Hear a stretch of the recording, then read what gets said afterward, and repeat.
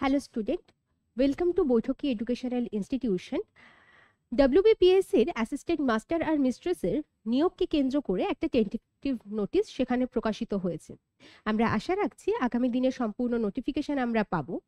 আজকে আমাদের ইনস্টিটিউটের পক্ষ থেকে তোমাদের জন্য আয়োজন করা হয়েছে, যে ক্ষেত্রে আমরা WBPSCর বেঙ্গলি সাবজেক্টটাকে কেন্দ্র করে তার যে সিলেবাস যেটা আমাদের হাতে আছে তার পরিপ্রেক্ষিতে দাঁড়িয়ে নোটস, মক টেস্ট এই সব তো আমাদের ইনস্টিটিউশনের সঙ্গে একেবারে অঙ্গীবদ্ধ।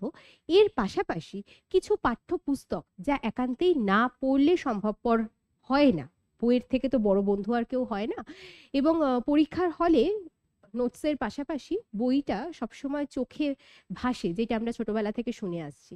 সেই রকমই কি কি বই আমরা এই প্রসঙ্গে পড়তে পারি, তোমরা পিডিএফ হিসেবেও এগুলোকে দেখতে পারো, তাতেও কোনো সমস্যা নেই। কিন্তু বই পড়বো কেন, বা বইতে আর কি কি আমরা পেতে পারি, সেই প্রসঙ্গেও আজকে কিছু কথা হবে। আমরা যদি এই সিলেবাসটার দিকে একটু নজর দিই, একদম প্রথমে পাঠ্য বা টেক্সট হিসেবে আমাদের রয়েছে তিনটি উপন্যাসের কথা উল্লেখ থাকছে সেখানে।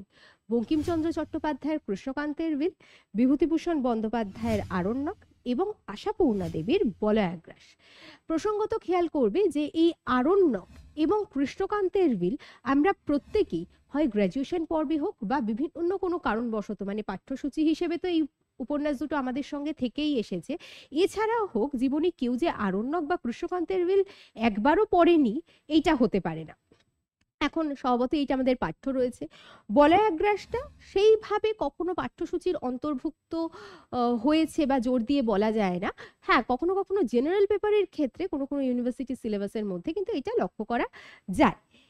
এই ক্ষেত্রে বলে রাখা যে অনেকের কাছে বিভিন্ন ধরনের বই থাকে, পথচলতি হিসেবে আমরা অনেক ধরনের বই, কিছু লোকাল পাবলিকেশন, সেই বইগুলো হয়ে থাকে।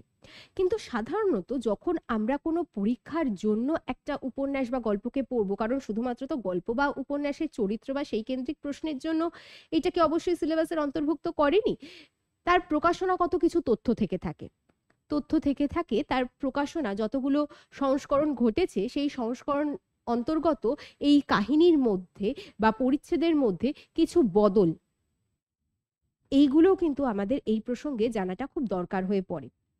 ফলত আমরা যে পাঠ্যগুলোকে এই জন্য বাছবো সেগুলোকে একদম অথেন্টিক হতে হবে, যথাযথ হতে হবে, যাতে কোনো রকম তার মধ্যে বানান ভুল থেকে শুরু করে কোনো রকম তথ্যগত বিভ্রান্তি যাতে তার মধ্যে না আসে।